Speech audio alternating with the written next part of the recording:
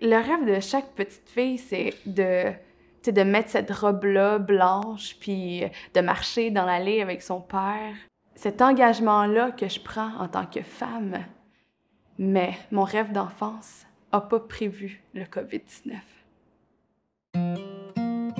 Je m'appelle Fatima Ezara Batassa et durant l'année 2020, je me suis mariée durant l'épidémie du COVID-19.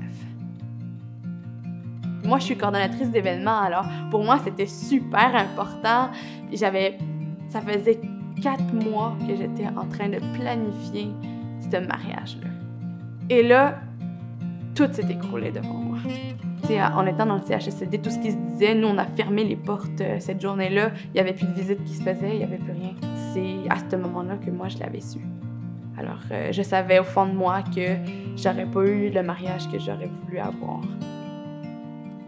J'avais vraiment beaucoup de frustration. Je comprenais pas pourquoi. Alors, j'acceptais pas. J'acceptais pas que ça m'arrivait à moi. Je me souviens, notre équipe se rencontrait à tous les jours pour pouvoir savoir quel est notre plan de match. Il fallait garder le moral dans cette situation-là de crise. Il y a des gens qui avaient perdu leur travail, leurs conjoints avaient perdu leur travail, les enfants ils étaient à la maison. Moi, je pouvais pas me marier. Alors chaque membre de l'équipe avait son propre deuil à faire. Et non seulement les membres de notre équipe, mais aussi nos résidents, les familles de ces résidents-là, éventuellement avaient des deuils à faire. Il y avait ce monsieur